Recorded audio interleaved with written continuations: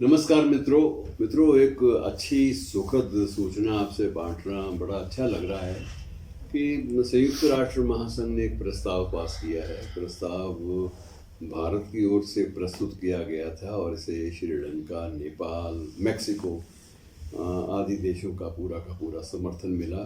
और ये प्रस्ताव पारित हो गया। इस प्रस्ताव के अनुसार हर वर्ष 21 दिसंबर हर वर्ष 21 दिसंबर को विश्व ध्यान दिवस, वर्ल्ड मेडिटेशन डे मनाया जाएगा और ये वैश्विक स्तर पर मनाया जाएगा। ये एक अच्छी सुखद बात है कि अतीत में हमने योग दिवस की बात शुरू की थी, तो योग दिवस सब दुनिया के सभी देशों ने अपनाया है। सबको लगा है कि योग में कुछ गुणवत्ता है जो हमें नई ऊर्जा, नई शक्ति देती है, तो उसको हमें अपनाना चाहिए। और अब ये जो विश्व ध्यान दिवस मनाने का जो अभियान, जो संयुक्त राष्ट्र महासभा ने एक सर्वसम्मत प्रस्ताव के द्वारा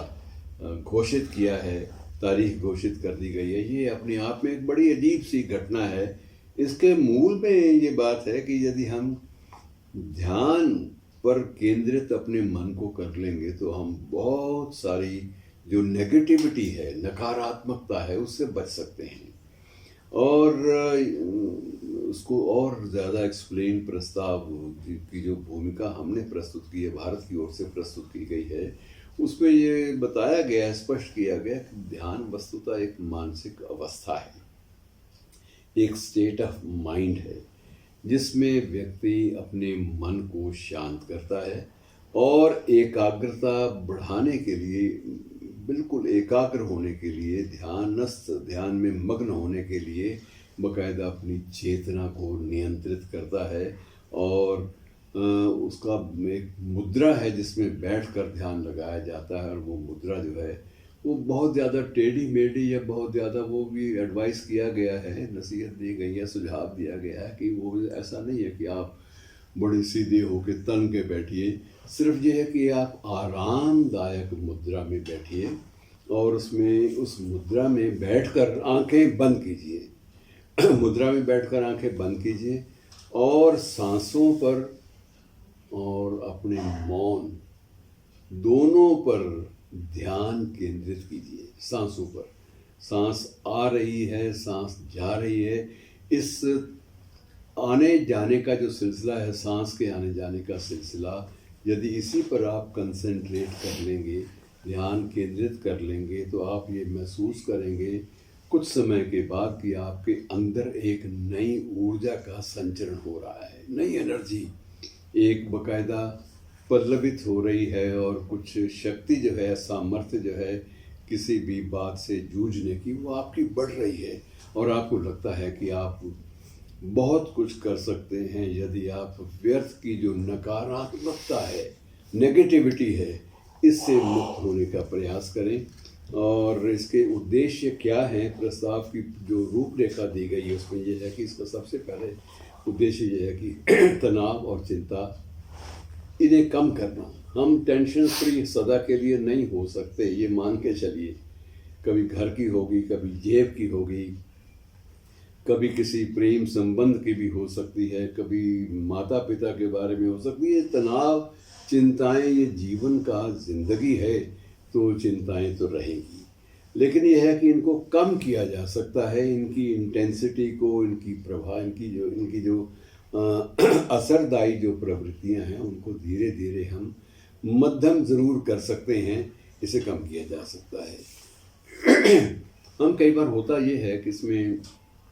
मित्रों, मैं आपको बताऊं कि आप भी ये महसूस करते होंगे, मैं अकेला महसूस नहीं करता, कि हम लोग कई बार व्यर्थ की बातों की चिंता लगा लेते हैं। देश में ये हो रहा है, देश में वो हो रहा है, फलां आदमी ने ये कर दिया, फलां आदमी ने वो कर दिया। ये जो चिंताएं हैं व्यर्थ की, ये हमारा समय भी बर्बाद करती हैं और हमारी जो सार्थक ऊर्जा है, जो पॉजिटिव एनर्जी है, उसको भी ग्रस लेती हैं। मैं आपको एक थोड़ा सा और इस बारे में थोड़ा सा और आगे जाना चाहता हूँ कि इसमें अब देखिए, दिन ब दिन विश्व स्वास्थ्य संगठन के द्वारा दी गई चेतावनी के अनुसार दिन ब दिन आत्महत्याओं की संख्या बढ़ती जा रही है। और ये आत्महत्याएं क्यों होती हैं, इसमें निश्चित रूप से यह है कि जब भी आदमी हथियार डालता है, जब भी आदमी परिस्थितियों से जूझने में स्वयं को असमर्थ पाता है और उसे लगता है कि जीवन जो है ये बिल्कुल बेमकसद हो गया है, निरुद्देश्य हो गया है, इसका कोई मकसद नहीं है जीने का, या जो प्राप्ति करनी थी वो तो हो नहीं पाएगी, ये जो हताशा और निराशा के सागर में उतरने वाली बात है, तो वो धीरे धीरे हमें इस बात की ओर प्रेरित करती है कि ज़िंदगी का कोई लाभ नहीं है। और होता यही है कि जो लोग तो इस तथ्य को समझ लेते हैं कि ज़िंदगी में उतार चढ़ाव, इनको ये सीधा सा तर्क समझ में आ जाता है कि हर रात के बाद सुबह ज़रूर होगी और सुबह के बाद शाम भी होनी है, तो हमें दोनों के लिए तैयार रहना होगा। जो आदमी इस तथ्य को, सीधे साधे तथ्य को समझ लेता है, वो बच जाता है। और जो समझता है कि अब सूर्य उदय ज़िंदगी में नहीं होगा, कोई प्रकाश किरण मेरी ज़िंदगी में नहीं आ सकती, मुझे कोई भी वस्तु बचा नहीं सकती जीवन की लीला को समाप्त करने में। एक अगर यही एक रास्ता है, उस रास्ते से मुझे कोई बचा नहीं सकता, तो बेहतर यह है कि ये स्थितियां जो हैं ये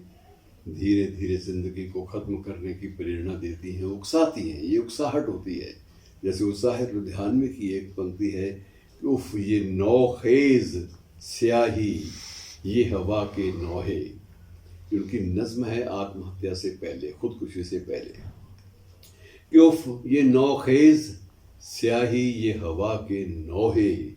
किसको मालूम है इस शब की सहर हो कि ना हो। और ये बात तो फैज़ की बड़ी प्रसिद्ध नज़्म है, उसमें भी इसी बात का संकेत कि फैज़ जैसा क्रांतिकारी कार्य है जिसमें रिबेलियस, जिसकी मनोवृत्ति थी, जो क्रांति की बात करता था, वो भी कई बार निराश होकर अपने बेबाक किवाड़ों को मुकफ्फल कर लो, अब यहाँ कोई नहीं आएगा। तो मित्रों, इससे उबरना बहुत ज़रूरी है, और उबरने का रास्ता ध्यान है, मेडिटेशन है। और इसीलिए यह आह्वान किया गया है कि आगामी 21 दिसंबर को कम से कम आप ज़रूर इस बात का प्रयास करें कि आप किसी स्थान पर ये प्रयोग करके देखें, आपको सुख मिलेगा, अंदर से शांति मिलेगी, एनर्जी मिलेगी। शुक्रिया।